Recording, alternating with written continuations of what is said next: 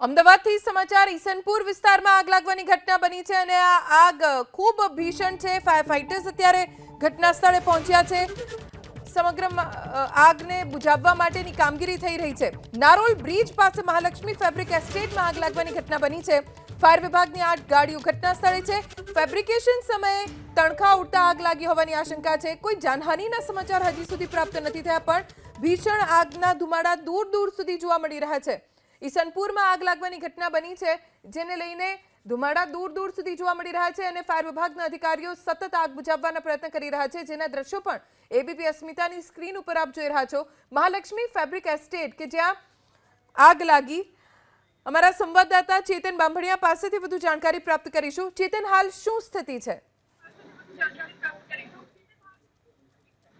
જી, Mahalakshmi fabrics છે। અહીં આપ દ્રશ્યમાં હું દેખાડવા માંગીશ કે હાલમાં આગ છે તે પહેલા માળે ફેલાઈ ગઈ છે, બીજા માળે ફેલાઈ ગઈ છે અને જે મહાલક્ષ્મી ફેબ્રિક છે આ કપડા મિલ છે અને કપડાનું પ્રોસેસિંગ હાઉસમાં લાખો મીટર કપડું છે। અને જો આ આગના કોલની વાત કરવામાં આવે તો સવારે 9 અને 10 મિનિટે આગનો કોલ મળ્યો હતો અને જેવો જ આગનો કોલ મળ્યો તેવો જ અહીં ફાયર ફાઇટરની ગાડીઓ પહોંચી ગઈ છે અને ફાયર ફાઇટરની ગાડીઓ દ્વારા હાલ તમે દ્રશ્યોમાં જોઈ રહ્યા છો કે આગ ઉપર પાણી છાંટી અને આગ પર કાબુ મેળવવાનો પ્રયાસ થઈ રહ્યો છે, પરંતુ જે પ્રાથમિક વિગત મળી રહી છે તે અનુસાર ખૂબ જ મોટી જથ્થો કાપડનો મિલમાં પડ્યો હોવાના કારણે શરૂઆતમાં આગ નીચેના ગ્રાઉન્ડ ફ્લોર પર પડેલા કાપડના જથ્થામાં લાગી હતી, પરંતુ હાલમાં આગ ફેલાઈ અને પ્રથમ માળે પહોંચી ગઈ છે અને કાપડનો જથ્થો પડ્યો હોવાના કારણે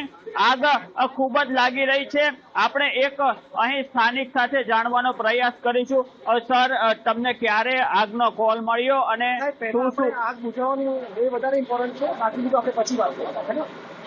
જી, તેમણે જણાવ્યું હાલમાં તેઓ આગ બુઝાવવા માટે જદ્દોજહેદ કરી રહ્યા છે। હું આપને દ્રશ્યોમાં બતાવવા માંગીશ કે હાલમાં જે ફાયર ફાઇટર છે તેઓ પાણીનો મારો કરી અને આગ ઉપર કાબુ મેળવવાનો પ્રયાસ કરી રહ્યા છે, પરંતુ આપ દ્રશ્યોમાં જોઈ રહ્યા છો કે પ્રથમ માળે આગે વિકરાળ સ્વરૂપ ધારણ કર્યું છે અને જે લહેર છે, જે આગની લહેર અને જે ધુમાડો અને આગની જે જ્વાળાઓ છે તે બહાર સુધી આવી રહી છે અને આપ દ્રશ્યોમાં જોઈ રહ્યા છો કે ફાયર ફાઇટર દ્વારા જે બીજા માળે આગ લાગેલી છે તેની પર કાબુ મેળવવા માટે જદ્દોજહેદ કરવામાં આવી રહી છે અને આ જદ્દોજહેદ હાલ પણ શરૂ છે। આપ જોઈ રહ્યા છો કે ફાયર ફાઇટર દ્વારા સતત પાણીનો મારો ચલાવવામાં આવી રહ્યો છે અને આ પાણી દ્વારા આગ પર કાબુ મેળવવામાં આવી રહ્યો છે।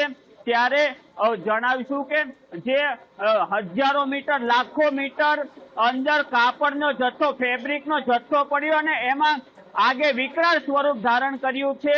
હાલમાં અંદર કોઈ પ્રાથમિક અહેવાલ અનુસાર તમામ કર્મચારીઓને બહાર કાઢી લેવામાં આવ્યા છે અને કોઈ જાનહાનિના અત્યાર સુધી પ્રાથમિક કોઈ અહેવાલો નથી મળી રહ્યા। ફાયર ફાઇટર અને પોલીસનો જે કાફલો છે તે આગ ઉપર કાબુ મેળવવા માટે પ્રયાસ કરી રહ્યો છે। જી, આભાર ચેતન જાણકારી આપવા માટે। તો સમગ્ર વિસ્તારમાં ધુમાડો ફેલાઈ ગયો છે।